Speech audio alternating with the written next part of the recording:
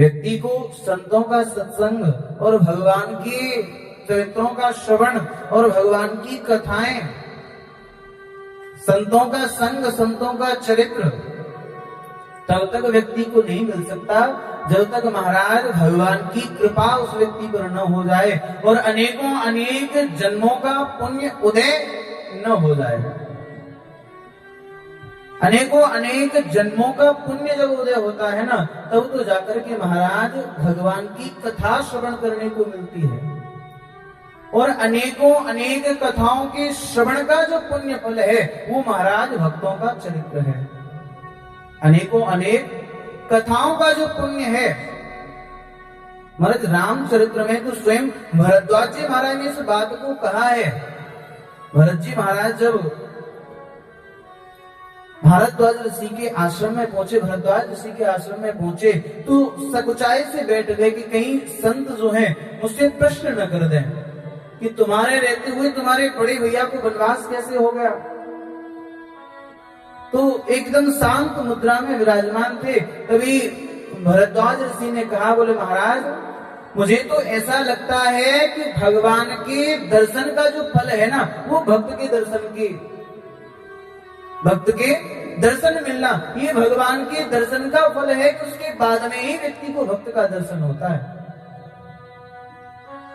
पहले भरद्वाज जी महाराज को राम का दर्शन हुआ और जब राम जी का दर्शन हुआ उसके बाद जाकर के भरत जी का दर्शन हुआ।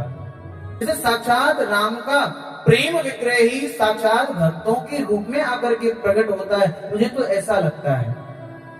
जैसे स्वयं भगवान का जो प्रेम है वो भक्तों के रूप में आकर के प्रकट होता है, ऐसा प्रेम जो है वो महाराज भक्तों के चरित्र में है। इसीलिए भक्तों का दर्शन तो तब जाकर के प्राप्त होता है कि महाराज जो भगवान की कृपा हो जाए, अनेकों जन्मों का पुण्य इकट्ठा हो, तब तो भगवान का चरित्र मिलता है। और भगवान की चरित्रों का जो पुण्य फल है वो महाराज भक्तमाल चरित्र तब जाकर के प्राप्त होता है।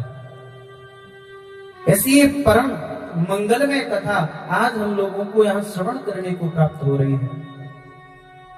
मानव स्वरूप धारण करके महाराज जिन संतों ने अनेकों अनेक मंगल चरित्रों को धरती पर प्रकट किया है, भगवान की अनेकों अनेक महाराज भगवान को यहाँ स्पष्टीकरण भक्तमाल चरित्र करता है कि संसार में न तो कोई नीच है न कोई ऊंच है।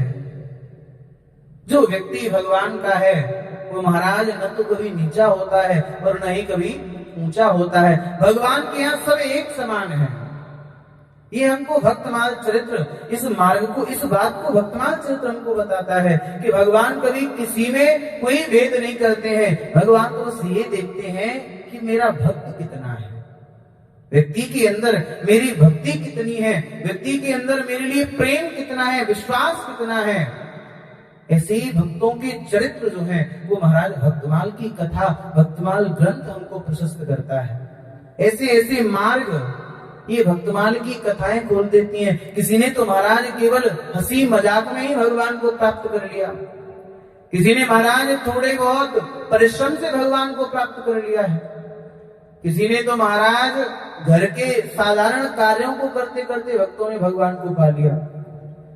भगवान के तो ऐसे ऐसे भक्त इस भक्तमाल कथा में हुए हैं कि जिन्होंने कभी भी महाराज जीवन में कोई ज्ञान नहीं है, कभी न तो गुरुकुल में पढ़ने के लिए गए, न कभी और कोई भजन, कोई बहुत ज्यादा मालाएं नहीं करी हैं उन्होंने, बस केवल मन से हृदय से प्रेम भगवान से किया और भगवान को प्राप्त कर लिया।